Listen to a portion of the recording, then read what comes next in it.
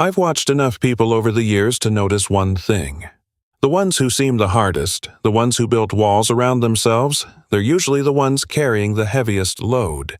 And every now and then, life puts something in front of them that those walls can't keep out. I saw it happen once, in Africa, to a man named Marcus Wade. The zebra lay down among the lions. Marcus pressed the binoculars harder against his eyes. His breath caught somewhere between his chest and his throat. 4 lionesses sprawled in the amber grass. 3 cubs tumbled near a termite mound. And there, in the center of the pride, a zebra mare rested on her side. Not fleeing, not dead. Just there, his finger found the trigger. 18 years of muscle memory. The crosshairs settled on her shoulder. Clean shot, easy money. The zebra lifted her head, turned, looked directly at him. Marcus's hands began to shake. The rifle dipped. He couldn't say why. The lioness beside her yawned, closed her eyes. The zebra lowered her head back to the grass. And Marcus Wade, who had never hesitated in 18 years, could not pull the trigger. We'd love to hear where you're watching from today. Drop us a comment and say hello. And if these stories bring you a little comfort, we'd be grateful if you'd subscribe. It helps us keep sharing moments like this one with folks who appreciate them. 3 days earlier. The Cessna touched down on the dirt strip outside Arusha, and Marcus Wade stepped onto Tanzanian soil for the 11th time in his life. The propeller coughed twice and went still. Heat rose from the red earth in waves, bending the acacia trees on the horizon into shapes that weren't quite real. He pulled his rifle case from the cargo hold, checked the latches, checked them again.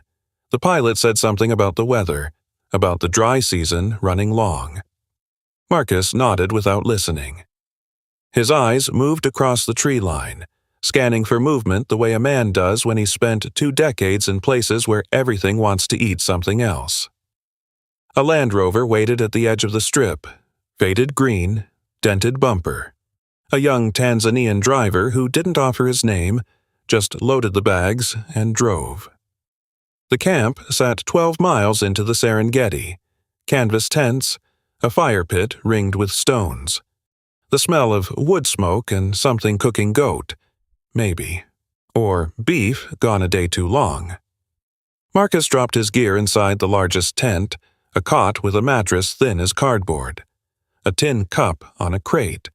Coffee gone cold hours ago. 3 patches on the canvas where rain had found its way through. He sat on the cot, reached into his bag. His fingers found the envelope, creased at the corners. His daughter's handwriting on the front. 6 months he'd carried it, across Tanzania, through Botswana. Now here again. He turned it over. The seal unbroken. When the time is right. He told himself. The same words he'd been saying since it arrived. He put it back. Zipped the bag closed. Outside.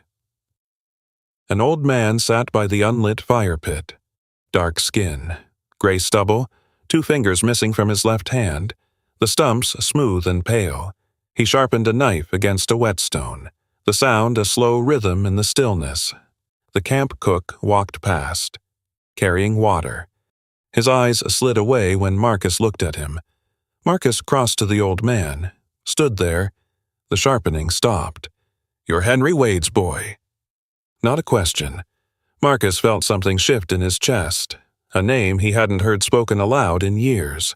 "You knew my father." The old man looked up, eyes the color of river mud, unreadable. "I was with him the day he died." Marcus stood there. The words hung between them like smoke that wouldn't clear. "You were with him." Samuel set down the whetstone. The knife lay across his knees, blade catching the last of the afternoon light. 15 years ago. Buffalo hunt gone wrong. His voice carried no weight, no drama, just facts. "He bled out before the helicopter came. I held his hand." Marcus's throat tightened. He'd heard the story a dozen times from his mother, from colleagues, from men who claimed to have been there.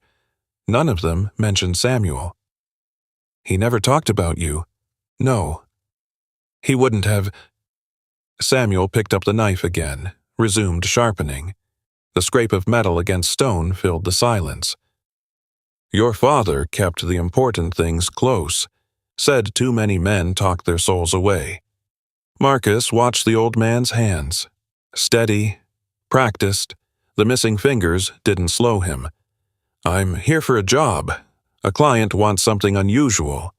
"The striped one?" Marcus blinked. "You know about it? Everyone in the Serengeti knows. The zebra that walks with lions." Samuel tested the blade against his thumb. A thin line of red appeared. He didn't flinch. "Rich men have been chasing her for 2 seasons. None of them found her." "I'm not like them." Samuel looked up, those mud-colored eyes holding something Marcus couldn't read. "No, you're Henry's boy. That's why I'll take you." "I didn't ask." "You were about to." Samuel stood, slower than a young man, but without the stiffness of age. "I have one condition. You find her. You don't shoot until I say. That's my price." Marcus almost laughed. A tracker telling a hunter when to pull the trigger. In 18 years, no one had dared. But something in Samuel's face stopped the laugh before it formed. "Fine. But I need a reason." "No, Mr. Wade. You need to trust me." Samuel slid the knife into his belt. "Your father did." Dawn. The sky bruised purple and orange along the horizon. They left camp before the cook had started the fire. Samuel walked ahead, reading the ground the way other men read newspapers. Marcus followed, rifle across his shoulders, sweat already beating at his temples. The acacia scrubland stretched in every direction. Thorns and dust and the dry smell of grass that hadn't seen rain in months. Samuel talked as they walked. Unusual for a tracker. Most preferred silence. 2 dry seasons back, the river crossing near the northern plains, crocodiles took half a zebra herd in one morning. Blood turned the water brown for 3 days. Marcus listened, watched his footing on the uneven ground. One mare survived, young, strong, but alone. Samuel ducked under a low branch. She should have been dead inside a week. Hyenas, lions, thirst. The bush doesn't forgive solitude. But she didn't die. No. Samuel stopped, turned. She found the broken ear pride, walked right into their territory like she belonged there. And they didn't kill her. Samuel shrugged. Lions do what lions do. I don't explain them. I just watch. He paused. In 68 years in this bush, I've seen it once, just once. The Maasai have no word for it. The scientists who came last year left with more questions than answers. They walked on. The sun climbed higher. Heat pressed down like a physical weight. "The Maasai must have a theory," Marcus said. "They always do." Samuel's expression didn't change. "Maasai say she has a wandering spirit, that she belonged to no herd, so she found a new one." "You believe that?" A long pause. Their boots crunched on dry earth. "I believe what I see. Mr. Wade, same as your father." They didn't speak again for hours. Late afternoon. The shadows stretching long across the red dirt. Samuel stopped, knelt. His 3-fingered hand brushed the ground. Marcus crouched beside him. Tracks in the dust. Zebra hooves the distinctive rounded shape, the slight asymmetry of a healed injury on the left front, and surrounding them, overlapping, lion paw prints. 4, maybe 5 different sets. But the pattern was wrong. "They're not chasing her," Marcus said. "No. They're walking together." Samuel nodded. 3 days ago, maybe 4. Marcus ran his fingers over the impressions. The dust was fine, dry, holding the shapes with surprising clarity. His tracker's mind assembled to picture the zebra in front, the lions flanking, everyone moving at the same unhurried pace. His stomach went cold. This shouldn't exist. 18 years in the bush, and he'd never seen anything like it. That night, back at camp, the fire crackling between them, Samuel's face half in shadow, half in flickering orange light. "Have you seen it?" Marcus asked. "The zebra with the lions." Samuel stirred the coals with a stick. Sparks rose and vanished into the darkness. Once, last wet season. "I watched for an hour. And nothing." He looked up. "I watched, then I left. That's it. Some things aren't meant to be explained, Mr. Wade, just witnessed." Marcus lay awake that night. The words circled in his head, refusing to settle. Above him, the canvas tent rippled in a breeze he couldn't feel. Somewhere in the darkness, a lion roared. Close. 2 miles? Maybe less. And beneath that sound, another softer, stranger. The distant call of a zebra. Not running, not alarmed, answering. The charter plane came in low over the acacia trees. Engine noise scattering a herd of wildebeest across the plain. Marcus watched it descend, shielding his eyes against the midday glare. Richard Thornton stepped out like he owned the runway. Red face, thick neck, safari clothes so new they still had creases from the packaging. He tipped the pilot a $100 bill, the gesture loud and unnecessary, then turned toward the camp with the stride of a man who'd never been told no. "Wade?" Thornton extended a hand, soft palm, manicured nails. "Heard you're the best tracker left in East Africa." "I find things. That's the job." Thornton laughed. Too loud, too long. "Modest. I like that. The last guy I hired wouldn't shut up about his kills. Bored me to death." He paused. Let the smile harden. "He didn't deliver, either. That's why I'm here." Marcus said nothing. He'd worked for men like this before. They paid well. They were never satisfied. That evening, around the fire, Thornton pulled out his phone, scrolled through photos with the pride of a man showing off grandchildren. "White lion. Shot it in Timbavati 3 years ago." The mounted head filled the screen, glass eyes catching studio light. "Black leopard. Took me 2 weeks in the Laikipia, and this," he swiped again. "Aardwolf, rare as they come, cost me $60,000 just for the permit." Marcus looked at the images. Dead animals posed as trophies. All the wildness drained out, replaced with taxidermy stillness. "The zebra will be the centerpiece," Thornton said. "Can you imagine a zebra that lives with lions? Nobody will believe it until they see it on my wall." Marcus drank his coffee, said nothing. Thought of Emma's face at her graduation, turning away from him on the stage. Day 4. Deeper into the reserve than tourist vehicles ever went. The Land Rover bounced over dried riverbeds and elephant trails. Thornton complained about the heat, the dust, the lack of air conditioning. He complained about the food, the coffee, the distance to the nearest decent hotel. Marcus watched him struggle up a termite mound to get a better view of a distant giraffe. The man's breathing came hard after 20 steps. Samuel walked ahead, silent, tracking game trails that Marcus couldn't see. He hadn't spoken to Thornton directly since the client arrived. Hadn't even looked at him. That night, the fire burned low. Thornton worked through a bottle of whiskey he'd brought from Houston. "You know what I love about hunting, Wade?" His words had started to slur at the edges. "The honesty. No pretense. You're either the predator or the prey. Everything else is just noise. That how you see it. That's how it is."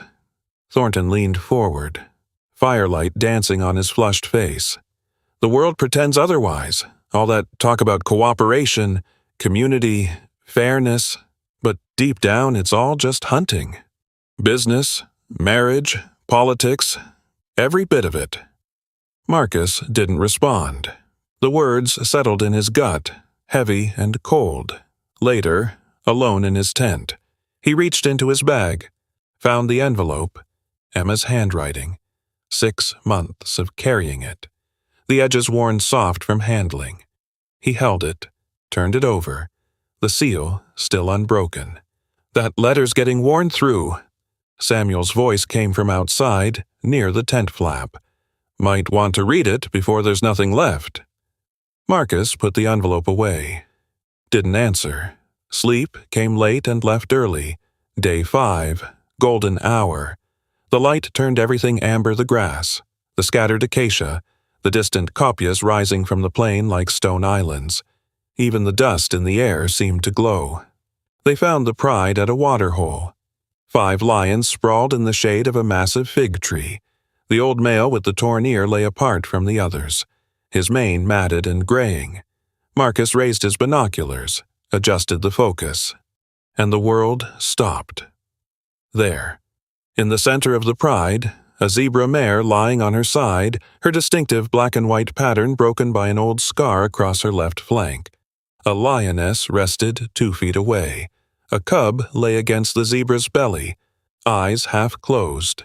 Not prey, not prisoner, just there. Thornton grabbed for his rifle. Marcus caught his arm. "Wait. For what?" "It's right there. Just wait." For 1 hour, they watched.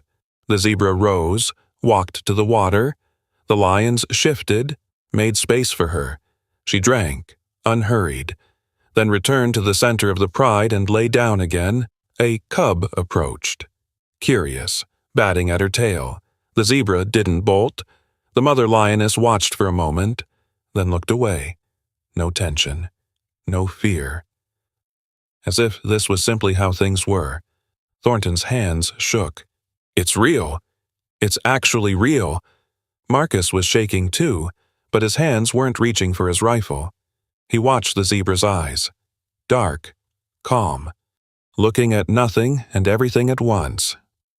She turned her head slightly, and for a moment or so Marcus would tell himself later it seemed like she was looking directly at him. His chest tightened, something shifting behind his ribs that he couldn't name. Samuel stood beside him, voice low. "Now you see, Mr. Wade." Marcus didn't answer. He didn't have words for what he was seeing. The zebra lowered her head. The lion cub curled against her flank. The old male with the torn ear yawned and closed his eyes. And Marcus understood, with a clarity that cut through 18 years of certainty, that everything he thought he knew about predators and prey, about survival and strength, about the rules that governed the wild, all of it was incomplete. Thornton lowered his rifle. "Tomorrow, first light, we come back and take the shot." Marcus heard the words, registered them somewhere distant. But his eyes stayed on the zebra, on the impossible piece of her resting among lions. And the question that formed in his mind wasn't about the hunt anymore. It was simpler than that, harder. What does she have that I don't? Day 6. Before dawn. Marcus left camp while the stars still hung low over the western horizon. He told Thornton he was scouting the angle, checking how the light would fall for the shot. Half-truth? Maybe less?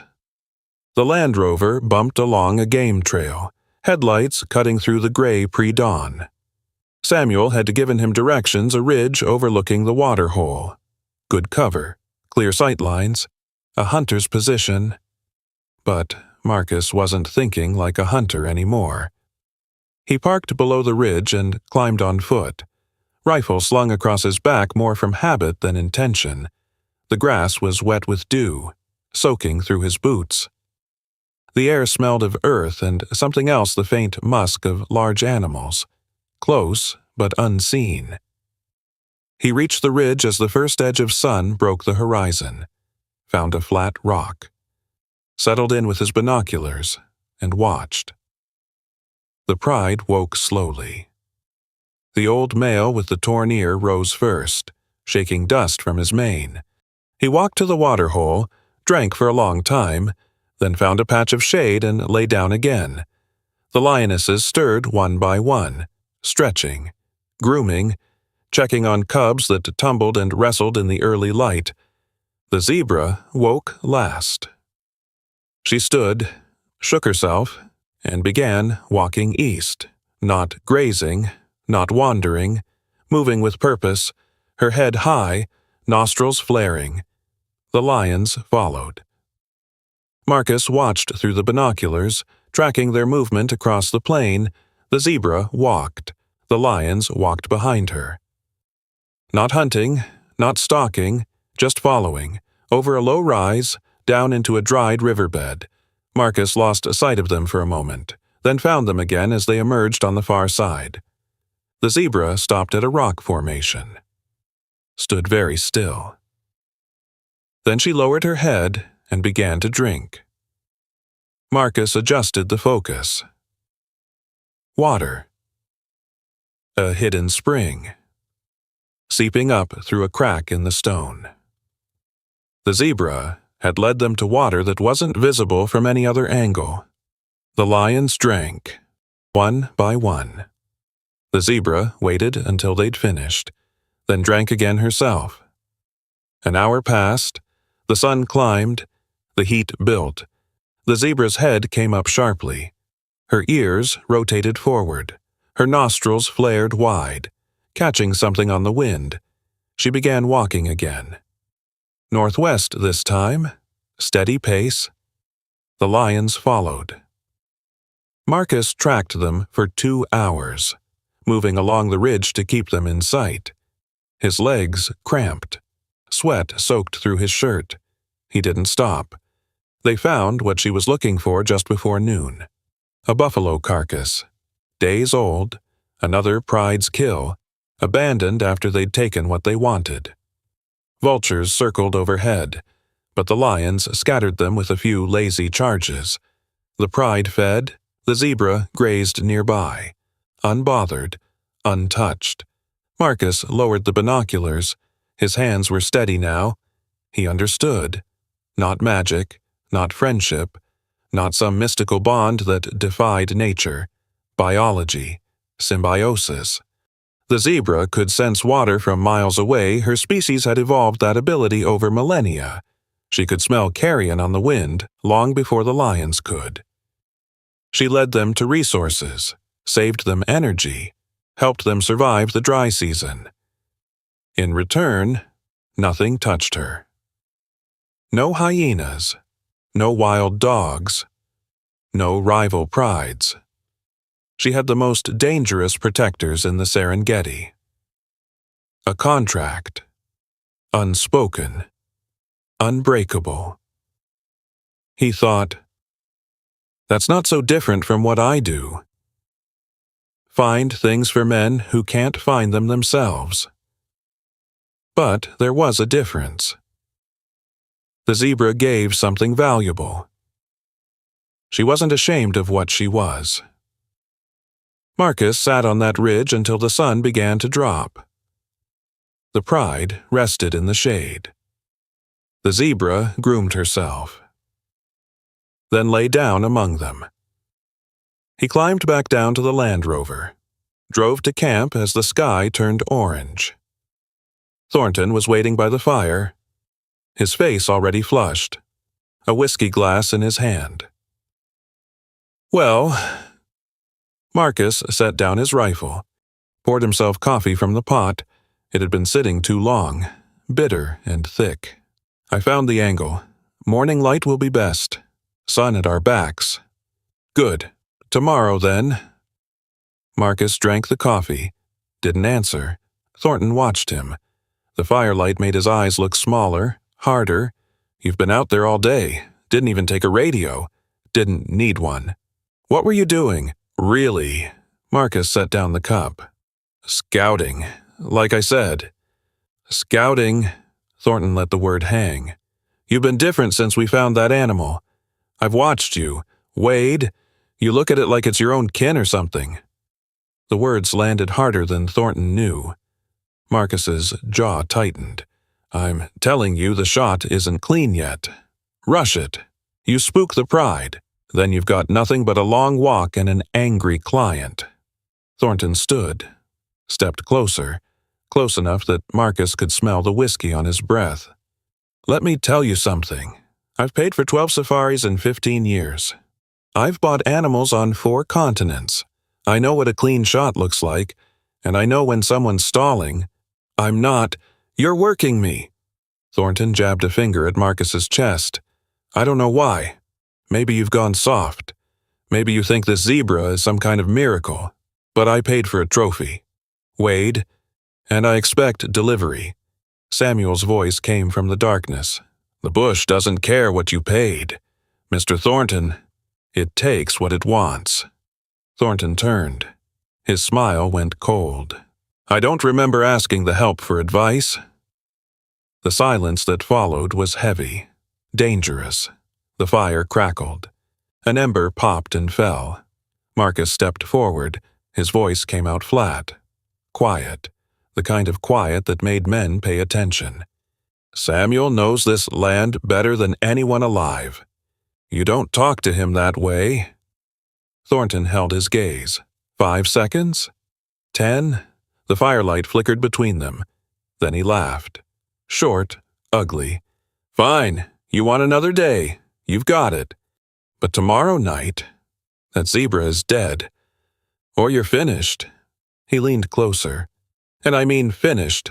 Wade. I know people. I make calls. When I'm done, you won't be able to guide tourists through a petting zoo. He walked to his tent, didn't look back. Marcus stood by the fire. His jaw ached from clenching. His hands wanted to shake, but he wouldn't let them. Samuel appeared beside him, handed him a fresh cup of coffee. That man would shoot his own mother if she had a nice enough pelt. Marcus almost smiled. Almost. Late? The fire burned to coals. Thornton's snoring carried from his tent, thick and wet. Samuel sat across from Marcus. 2 cups of coffee between them, the silence comfortable, the way it gets between men who don't need to fill it. An hour passed, maybe more. Finally, Samuel spoke. Why are you really here? Mr. Wade, you don't need the money that badly. Marcus stared at the coals, red and orange, pulsing like something alive. My daughter thinks I'm a killer. You are a killer. Marcus looked up. Samuel's face showed nothing. I mean, she thinks that's all I am. That there's nothing else. Is there? The question sat between them. Marcus turned his coffee cup in his hands. The tin was cold now. I don't know anymore. Samuel nodded, stirred the coals with a stick. Sparks rose and died in the darkness. Your father said something to me once. The week before he died. Marcus went very still. He said, and I remember this clear as yesterday, Samuel, I've done one thing in my life I'm truly proud of. And I never told my son about it. What was it? He wouldn't say. Samuel set down the stick. But I always thought it was the elephant. What elephant? Samuel told him. 30 years ago, a wealthy client, old money from Virginia, wanted to shoot a pregnant cow elephant, said the tusks would look perfect in his study, offered triple the fee. Henry Wade refused, lost the contract, lost his reputation, was blacklisted from every lodge and outfitter in East Africa for 2 years, nearly went bankrupt, had to sell his truck, his rifles, everything but the clothes on his back. He never told me that, Marcus said. No, he thought you'd learn it on your own. Samuel stood, his joints popping in the cold air. Maybe you're learning it now. He walked to his bedroll, lay down, said nothing more. Marcus sat alone. The fire died to ash. The stars came out, more than he'd ever seen, thick enough to cast shadows. He reached into his bag, found the envelope, Emma's handwriting. His hands didn't shake this time. He tore it open. He read by the light of a single match. Dad, I know you won't read this. You never read anything that might make you feel something, but I'm writing anyway because Mom says I should. And because I'm tired of being angry all the time. I didn't mean what I said at graduation, not all of it. I was embarrassed. My roommate's dad is a doctor. Sarah's dad teaches high school music, and my dad shoots animals for rich men who want trophies. But that's not why I was ashamed. I was ashamed because I used to be proud of you.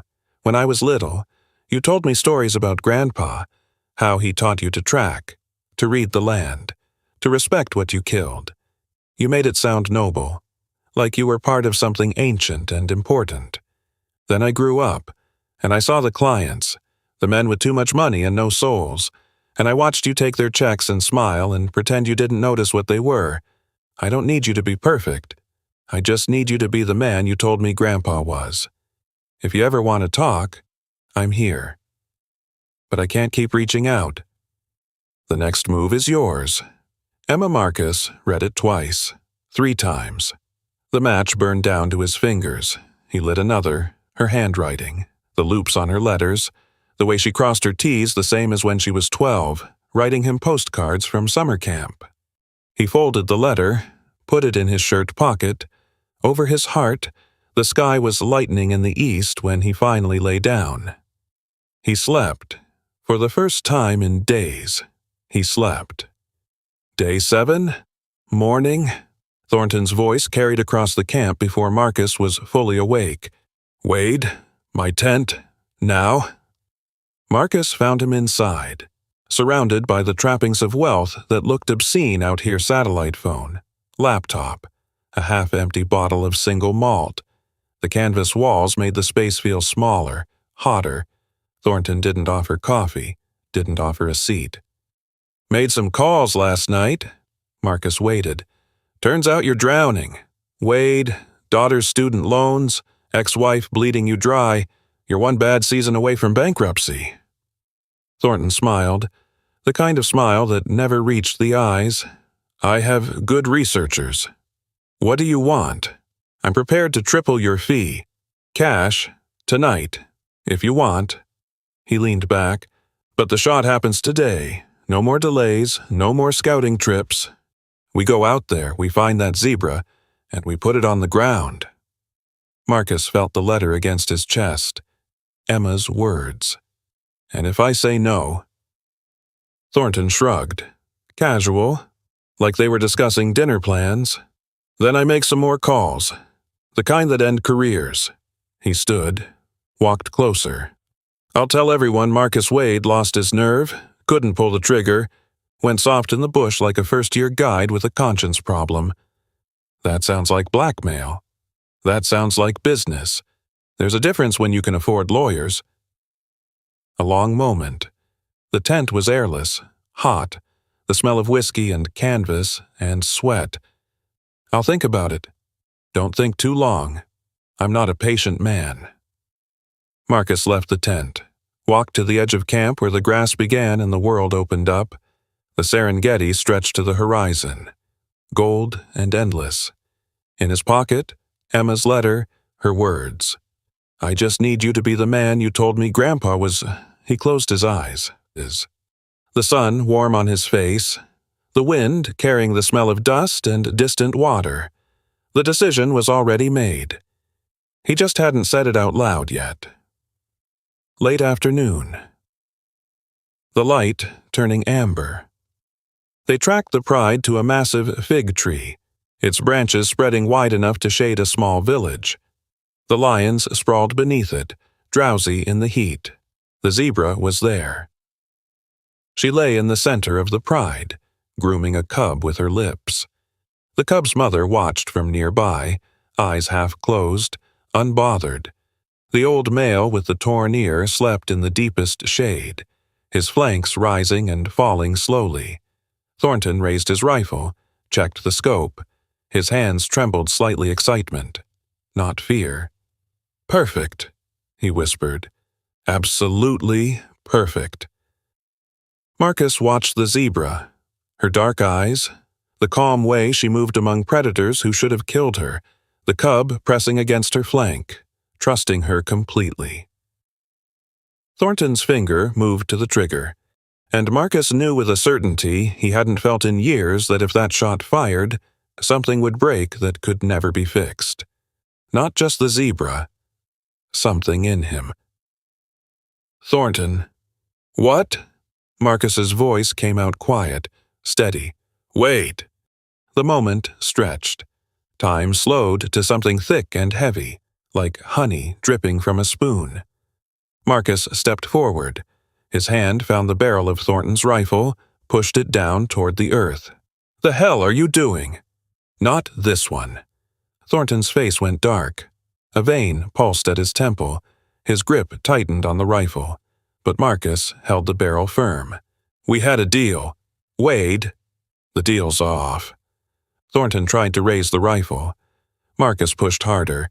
Their arms shook with the strain. Two men locked in a silent struggle over a piece of metal and wood. You self-righteous. Thornton's voice cracked. You've killed how many animals? 100, 200, and now you find a conscience. Maybe. Because of a zebra. Thornton's eyes bulged. Spit flew from his lips. A zebra. Marcus looked past him. At the pride. At the zebra still lying among them. Her head turned slightly. Watching. The cub had pressed closer against her flank. Because she figured out something I couldn't. What the hell does that mean? Marcus's voice came out steady, quieter than he expected. It means she found a way to survive by being useful instead of dangerous. By giving instead of taking. He paused. The words felt strange in his mouth, like a language he was just learning. I've been taking my whole life. From animals, from my family, from anyone who got close enough to let me. Thornton laughed. The sound was ugly, sharp-edged. This is touching, really. You're having some kind of crisis in the middle of my hunt. Call it what you want. I call it weakness. I call it a man who's lost his nerve. Thornton's face twisted. You know what I see when I look at that zebra? I see money. I see a trophy that nobody else has. I see proof that I can buy what other men only dream about. And that's the difference between us. Yeah. What's the difference? Marcus met his eyes, held them. You look at her and see something to own. I look at her and see something I'm not. The words hung in the air. The lions had noticed them now, heads raised, ears forward, watching the two men with the flat attention of predators assessing a situation. Thornton's jaw worked. His knuckles went white on the rifle stock. I'm not leaving here without that trophy. Then you're leaving disappointed. Says who? Says me. Thornton shoved him. Hard. Both hands against Marcus's chest. Marcus stumbled back. His boot caught a root. He went down on one knee, hand scraping across rough ground. Thornton raised the rifle, swung it toward the fig tree, toward the zebra. Marcus lunged. His fingers closed around the barrel just as Thornton's finger found the trigger. They twisted together. Two men wrestling over a weapon in the African dust. Marcus felt the metal hot against his palm. Felt Thornton's breath on his face, sour with whiskey and rage. The rifle fired. The sound split the air. A crack that echoed across the plain and scattered birds from every tree within a mile. The shot went high, into the sky. Harmless. But the damage was done. The pride exploded into motion. Lionesses springing to their feet. Cubs tumbling. The old male with a torn ear roaring as he charged toward the tall grass. And the zebra bolted with them. A streak of black and white vanishing into the golden savanna. Gone. In 3 seconds, the clearing was empty. Just dust settling and the echo of that roar fading into silence. Thornton screamed, "You idiot!" His face had gone purple. Veins stood out on his neck like cables. "You absolute idiot!" He swung. Fist connecting with Marcus's jaw, Marcus went down, hard, tasted blood and dust, felt the ground press against his back, the sky spinning white above him. But he didn't swing back, just lay there, looking up. Thornton stood over him, panting, his chest heaving, his hands shaking. "You're done." The words came out ragged, broken. "You hear me? Done? Every lodge, every outfitter, every client from here to Cape Town, they'll know what you did. They'll know Marcus Wade lost his nerve, couldn't pull the trigger, went soft like a first-year guide with a bleeding heart. Marcus wiped blood from his lip, spat, said nothing. You'll be guiding tourist buses by Christmas. If you're lucky. Thornton turned, kicked a rock, cursed the heat, the dust, the country, Marcus, Africa itself. Then he stormed toward the Land Rover, his safari clothes stained with sweat and dirt. The engine started, the vehicle lurched away. Samuel appeared, extended a hand, helped Marcus to his feet. That was either very brave or very stupid. Marcus touched his jaw, winced. The bone felt intact, but tomorrow it would be purple and swollen. Truth be told, it's probably both. Samuel almost smiled. Almost. Night fell fast. The way it does in Africa, one moment golden, the next black as coal. Camp felt empty. Thornton had locked himself in his tent, the glow of his laptop visible through the canvas. His voice carried on the still air, muffled but unmistakable. Making calls, already spreading the word. Marcus sat by the fire. His face throbbed where Thornton's fist had connected. His reputation was already in ashes. By morning, every outfitter in East Africa would know what happened. He should feel worse. He'd lost the contract. His name, probably his career, but the weight on his chest felt lighter, for the first time in years. Samuel brought him coffee, black, no sugar. Set it on a stone near his boot and sat across from him. The fire crackled. A hyena called somewhere in the darkness, and another answered. Long silence. The kind that doesn't need filling. Finally, Samuel spoke. Your father would have liked what you did today. Marcus shook his head. My father would have been smarter. He wouldn't have taken the job in the first place. Maybe.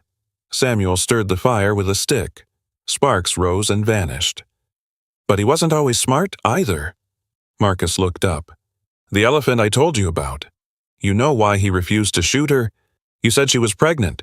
She was, but that wasn't why. Samuel's voice dropped, quieter now, more careful. He refused because his daughter had just been born.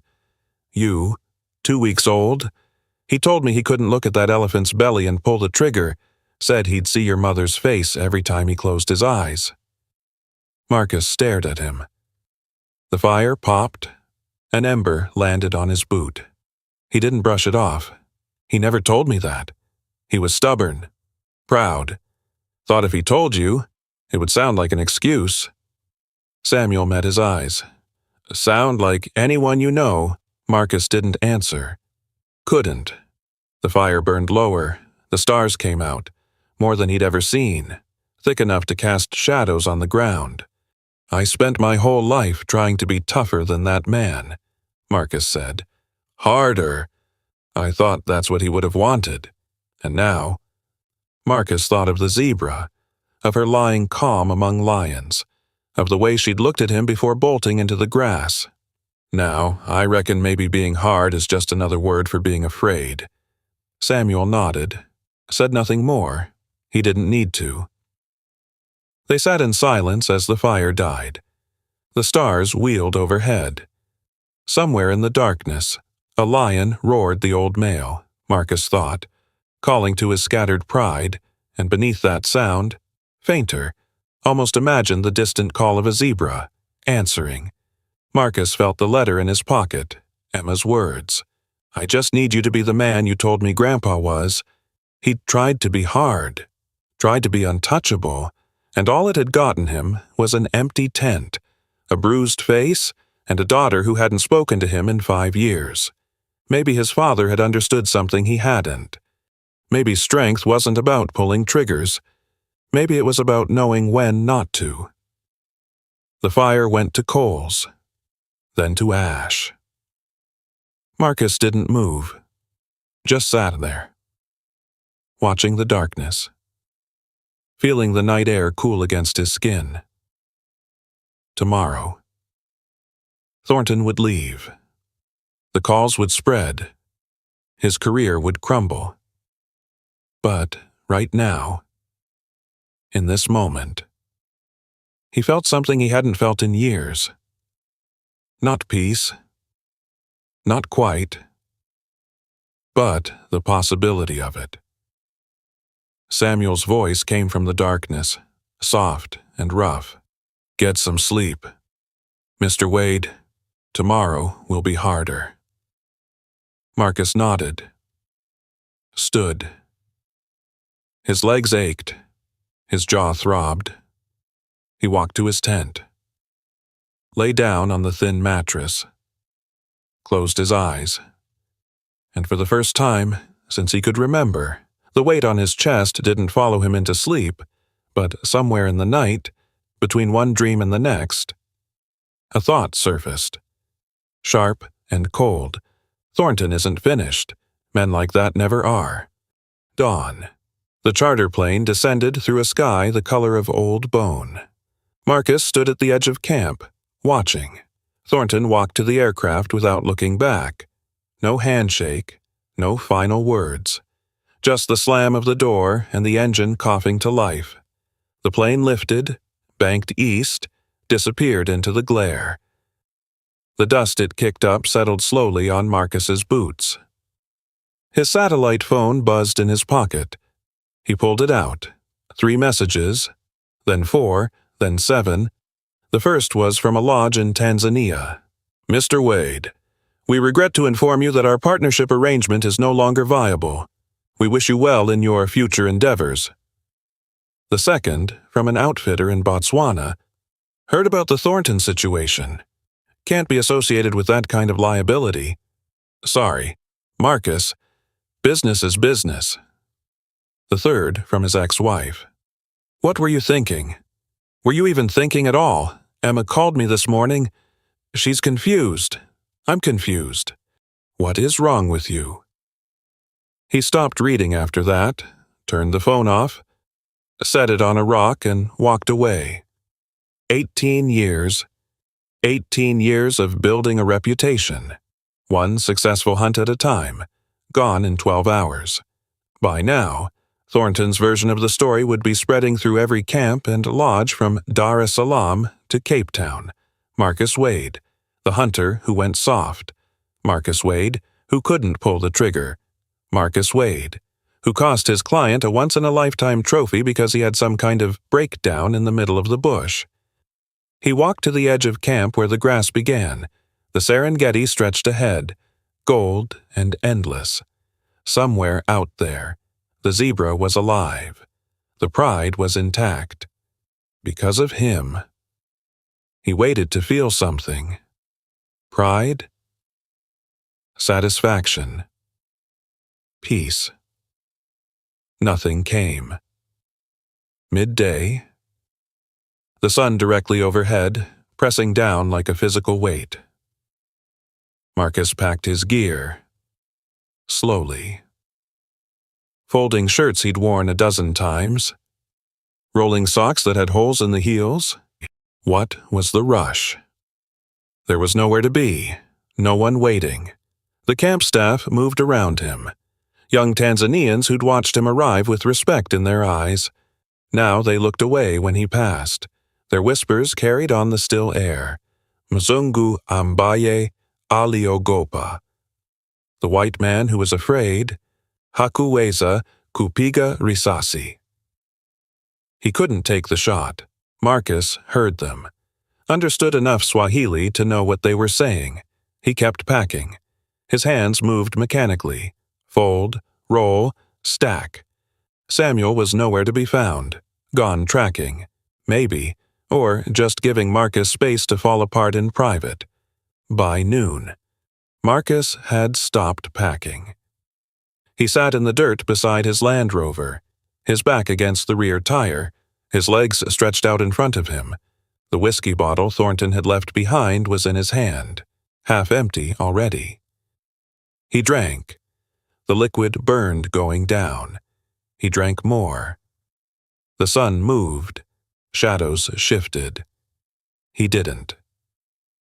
A camp worker walked past, carrying firewood. Their eyes met for a moment. The worker looked away quickly, but not before Marcus saw it, the contempt. The dismissal. In their world. A hunter who wouldn't hunt was useless. A predator who showed weakness was no longer a predator. He took another drink. Longer this time. Emma's letter was in his pocket. He pulled it out. The paper was soft now, worn from handling. Her words blurred in front of his eyes. "I just need you to be the man you told me Grandpa was." He laughed. It came out wrong, a strangled sound, half cough, half sob. "Great," he said to no one. "I finally try to be that man, and it cost me everything." He drank again. The bottle was nearly empty now. A fly landed on his hand. He didn't brush it away, let it walk across his knuckles, tasting his sweat. This was what he'd come to. Sitting in the dirt in Tanzania, drunk before sunset, while strangers whispered about his failure in a language he barely understood. He thought about calling Emma, then thought, and say what? That he threw away his career for a zebra, that he was broke, blacklisted, sitting in the red dust with nothing to show for it but a bruised face and an empty bottle. She'd asked him to be like his father. And look where that got him. He put the phone away, drank the last of the whiskey, threw the bottle into the grass. Sunset. The sky bleeding orange and red. Marcus was still on the ground, his back against the tire, his head lolling to one side, the empty bottle somewhere in the grass where he'd thrown it. Footsteps. Slow, deliberate. Samuel appeared, stood over him, his face unreadable in the fading light. Marcus tried to speak. His tongue was thick, clumsy. "Go ahead." The words slurred at the edges. "Tell me I did the right thing. Give me one of your proverbs about patience and rivers and whatever wise thing you've got saved up." Samuel didn't respond. He bent down, picked up the empty bottle, set it aside. Then he lowered himself to the ground, sat in the dirt, right next to Marcus. They sat in silence. The sky darkened. The first stars appeared. Finally. Samuel spoke, his voice quiet. No judgment in it. "When your father lost everything after the elephant, you know what he did?" Marcus didn't answer. Couldn't. He sat in the dirt, just like you. For 3 days. Wouldn't eat. Wouldn't talk to anyone. A pause. The fire pit across the camp remained unlit. No one had bothered to start it. On the 4th day, he stood up, walked to the river, washed his face, came back and said, "Samuel, I just remembered I have a son." Marcus felt something building behind his eyes. Pressure. Heat. He said, or words close to that, "Everything I lost, I can live without, but that boy needs a father, and I'm not going to be the one who quits on him." Marcus closed his eyes. His father's face. Weathered. Quiet. Always stronger than he let on. "I've been quitting on Emma for 5 years. Then stop." The simplest words, the hardest truth. Marcus sat there as the stars came out, thousands of them. Millions. The Milky Way stretching across the sky like a river of light. He didn't move. His back ached against the tire, his mouth tasted like whiskey and dust and failure. But something was shifting. Not fixing itself, just shifting. The tears came some time after midnight. He didn't try to stop them, didn't try to hide them, just let them fall, hot and silent, tracking lines through the dust on his face. He hadn't wept since his father's funeral. 15 years of holding it in. 15 years of being hard, being tough, being the man who never flinched. And now, here he was, crying in the dirt in Tanzania while an old man with 3 fingers sat beside him and said nothing. Samuel didn't move, didn't speak, just sat there. Sometimes, that was enough. The tears stopped eventually. Marcus wiped his face with a dirty sleeve, took a breath, then another. What do I do now? Samuel looked at him, those mud-colored eyes, patient, waiting. You already know, Mr. Wade. You've known since you read that letter. Marcus's hand found his pocket. The paper crinkled under his fingers. Tomorrow. He would call her tomorrow, if she'd still answer. Dawn. Day 9. Marcus woke in the dirt where he'd fallen. Someone had draped a blanket over him during the night. Samuel's doing. His head pounded. His mouth tasted like something had died in it. His eyes felt swollen, gritty, reluctant to open. He sat up, slowly. The world tilted, then steadied. The Serengeti stretched out before him, gold in the early light. Mist rose from the grass in thin ribbons, catching the first rays of sun. A hornbill called from a nearby tree, a sharp, rhythmic sound that felt like a needle in his temple. He looked at his hands, rough, scarred, the hands of a man who'd spent 20 years pulling triggers, but 2 days ago, these same hands had pushed down a rifle, had made a different choice. He stood. His legs trembled. His back ached from sleeping against the tire. His jaw still throbbed where Thornton's fist had connected. Samuel was by the dead fire pit, not making coffee, just sitting, watching. Marcus walked over. Each step felt like effort. He lowered himself onto a stone across from the old man. Neither spoke. The sun climbed higher.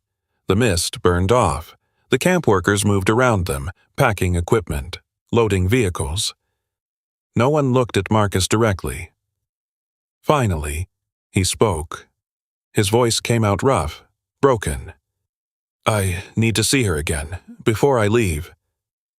Samuel didn't ask who, didn't ask why. He just stood. Walked to his Land Rover. Started the engine. They drove in silence. The savannah rolled past acacia trees, termite mounds, the occasional herd of impala scattering at their approach. Marcus watched it all through bloodshot eyes. The beauty of it. The indifference. This land didn't care about his problems. Didn't care about Thornton or blacklists or ruined careers. It just existed. Animals hunted, animals died. The sun rose and set. The cycle continued. Samuel knew where to look. 2 hours of driving, then walking, then climbing a low ridge that overlooked a stretch of open plain. The pride was there, the pride, resting in the shade of a massive baobab. The old male with the torn ear, the lionesses sprawled in the grass, the cubs tumbling over each other, and the zebra. She stood apart from the others, grazing near a patch of green where an underground spring kept the grass alive. Her distinctive scar caught the light, the broken stripe pattern on her left flank. Unmarked, unharmed. As if the chaos of 2 days ago had never happened. Marcus raised his binoculars, watched. The zebra grazed. A lioness rose, stretched, walked to the spring, and drank. Passed within 3 feet of the zebra. Neither animal reacted.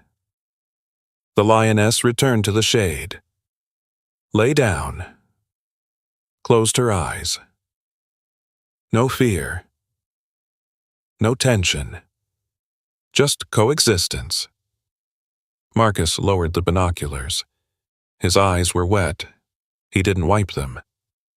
She survives by being useful, he said, his voice barely above a whisper, by giving something the pride can't get anywhere else.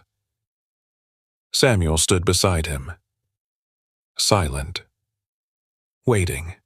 I spent my whole life thinking survival meant being dangerous, being the one who pulls the trigger first, being the predator. He watched a cub approach the zebra. The cub batted at her tail. Playful, curious, the zebra flicked it away gently. The cub tried again. This time, the zebra turned, lowered her head, let the cub nuzzle her muzzle. And now, Marcus turned to Samuel. The old man's face was calm, patient, the face of someone who'd seen everything and judged nothing. Now, I reckon maybe the zebra had it right all along. They watched for another hour. The sun climbed toward noon. The heat built. The lions dozed deeper into sleep. Then Marcus stood, brushed the dust from his knees. I need to make a phone call. Samuel nodded, said nothing. Marcus walked down the ridge, found a flat rock, sat. He pulled out his phone, turned it on. The screen lit up 17 missed calls, 42 messages, all of them bad news he didn't want to read. He ignored them all. His fingers found Emma's number, the one he'd memorized years ago but never dialed, the one he'd told himself he'd call when the time was right. The time was never going to be right. He understood that now. He pressed call. It rang. Once, twice, 3 times. His thumb hovered over the end button. This was a mistake. She wouldn't answer. Why would she answer 5 years of silence? And now he calls from the middle of Tanzania with nothing to offer but, "Hello!" Her voice, older than he remembered, but still hers. His throat closed. He almost hung up. "Emma." The word came out cracked, broken. "It's Dad." Silence on the other end. He could hear her breathing, waiting. "I know I don't deserve this call." The words tumbled out, rough and unplanned. "And I don't have an excuse. I've been carrying your letter for 6 months. I should have read it the day it arrived. I should have called you 5 years ago. I should have—" He stopped, started again. "I read your letter, finally, and you were right. About everything." More silence, longer this time. Then, quietly, "Are you okay?" 3 words, and somehow they undid him more than anything else. "No." His voice broke on the word. "But I think I want to be." He heard her exhale. Not quite a laugh, not quite a sob. Something in between. "That's a start. That's all I've got right now." Another pause, and he could hear something in the background traffic. Maybe a car horn. She was somewhere busy, somewhere far away. "Tell me what happened. Why you're calling now, after everything." So he told her. The zebra, the lions, the impossible thing he'd witnessed. Thornton with his rifle raised, finger on the trigger, the choice Marcus made, the punch he took, the career he lost. He told her about Samuel, about the stories of her grandfather, about the elephant her grandfather refused to shoot 30 years ago, when she was just 2 weeks old. He told her about sitting in the dirt last night, drunk and broken, realizing he'd spent his whole life trying to be hard when what he should have been was honest. When he finished, she was quiet for a long time. Then, Grandpa would have done the same thing. Marcus felt something release in his chest, a tightness he'd been carrying for years, maybe decades. "I know. Mom always said you were like him. She didn't mean it as a compliment. I know that too." Emma laughed. A small sound, fragile, but real. "What are you going to do now?" Marcus looked out at the savannah, the gold grass, the distant shapes of animals moving through the heat shimmer, the endless sky. "I don't know, but whatever it is, I'm going to be honest about it. With you, with myself. That's all I ever wanted." The words hung in the air. 5 years of silence, and it came down to this, a phone call from a ridge in Tanzania, a daughter who still answered. A chance he didn't deserve, but was being given anyway. "I want to see you," he said. "When I get back, if you'll let me, I'll let you. I don't expect, Dad." Her voice was firm now, steady. "I said I'll let you. Don't argue with me." He almost smiled, almost. "You sound like your mother." I'll take that as a compliment." They talked for another hour, then 2. The sun moved across the sky. The shadows lengthened. Samuel waited by the Land Rover, patient, unhurried. Emma told him about her job, her apartment, the cat she'd adopted, a gray tabby named Walter who knocked things off shelves for fun. She told him she still had the binoculars he'd given her when she was 12, the ones she'd used to watch birds in the backyard while he was away on hunts. She told him she'd missed him, even when she was angry, especially when she was angry. Marcus listened, didn't defend himself, didn't explain. When she asked what came next, he said, "I don't know. But whatever it is, I'm going to do it different." Different how? He thought of the zebra, of her lying calm among predators who should have killed her, of the way she'd found a place by giving instead of taking. "I spent 20 years being dangerous. Maybe it's time to try being useful instead." Emma was quiet. Then, "That sounds like something Grandpa would say. Maybe I'm finally starting to understand him." When they hung up, Marcus sat on the rock for a long time, the phone warm in his hand, the sun dropping toward the horizon. He hadn't fixed everything. 5 years couldn't be undone in one phone call, but he'd taken the first step. The hardest step. He stood, walked back to the ridge. Samuel was waiting, silhouetted against the orange sky. "Ready." Marcus nodded, looked out at the savannah one last time. Somewhere out there, a zebra walked among lions, an impossible thing, a creature that had found a way to survive by being necessary instead of feared. He'd spent his whole life pulling triggers. Maybe it was time to learn a different skill. "Yeah," he said, "I'm ready." But as they walked back to the Land Rover, a thought surfaced, quiet but persistent. Ready for what? Exactly. Day 10. Morning. The Land Rover was packed. Marcus's bag sat in the back lighter than when he'd arrived. The charter plane would touch down in less than an hour. Samuel stood by the vehicle, his face unreadable, the same expression he'd worn since the first day, when he'd told Marcus he was Henry's boy. Marcus reached into the back seat. His fingers found the rifle case, the same one he'd carried for 18 years. The same rifle that had taken more lives than he could count. He pulled it out, held it for a moment, felt the weight of it, the stock worn smooth from his grip, the barrel still carrying the smell of gun oil. Then he held it out toward Samuel. "I won't be needing this."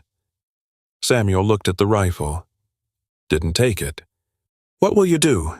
Marcus glanced at the savannah, the gold grass rippling in the morning breeze, the distant shapes of animals moving toward water. "I don't know yet. Something different." Samuel nodded slowly. His 3-fingered hand reached out. "Took the rifle, tested its weight. Your father gave me his rifle too, the day he left for the last time." Marcus felt something tighten in his throat. "What did you do with it?" "Kept it." Samuel's eyes met his. "In case you ever came back." They stood there, 2 men, a lifetime of unsaid things between them. Marcus extended his hand. Samuel took it. The grip was brief, firm, the handshake of men who understood each other without needing words. "Don't take another 5 years to call your daughter." Marcus almost smiled. "I'll try." "Don't try, just do it." The plane's engine buzzed in the distance. Growing louder, Marcus turned toward the airstrip. Didn't look back. The Cessna rose over the Serengeti. Marcus pressed his forehead against the window. Below, the land unspooled, acacia trees casting long shadows, dry riverbeds cutting through the gold, the patchwork of savannah stretching to the horizon. Somewhere down there, a zebra walked among lions. A creature that shouldn't exist, that broke every rule he'd ever learned about predators and prey. But she existed anyway. He pulled Emma's letter from his pocket. "Read the last line one more time. I just need you to be the man you told me Grandpa was." He folded it, placed it back over his heart. The plane banked north. Below, the land kept turning. Lions hunted, zebras grazed. The cycle continued. Indifferent to the small dramas of men, he thought about his father, about Samuel, about the rifle he'd left behind. Putting it down was the heaviest thing he'd ever done, but his hands felt lighter now. The sun climbed higher. Gold light filled the cabin. Marcus leaned back, closed his eyes. He didn't know what came next, but for the first time in years, that was all right. Behind him, somewhere in the golden grass, a zebra lifted her head. Marcus Wade smiled. It felt unfamiliar on his face, like something he was learning again. There's a quietness that settles after a story like this one. Something heavy in the chest that doesn't ask to be named or understood. It just sits there, familiar, like an old ache you've carried so long you forgot it had a beginning. Many of us know what it feels like to hold a letter we're afraid to open, to stand at the edge of a phone call we've put off for years, to love someone from a distance because we never learned how to love them up close. Some of us have been Marcus, sitting in the dirt, wondering if it's too late. Perhaps you've been Emma, waiting for a voice that never came until one day. It did. Not every wound closes neatly. Not every story ends with everything fixed. And maybe that's all right. Maybe some things are allowed to stay tender, allowed to rest exactly where they are, without answers, without neat endings. It's enough to have stayed with this one for a while, to have let it keep you company. We're grateful you were here, grateful you listened all the way through,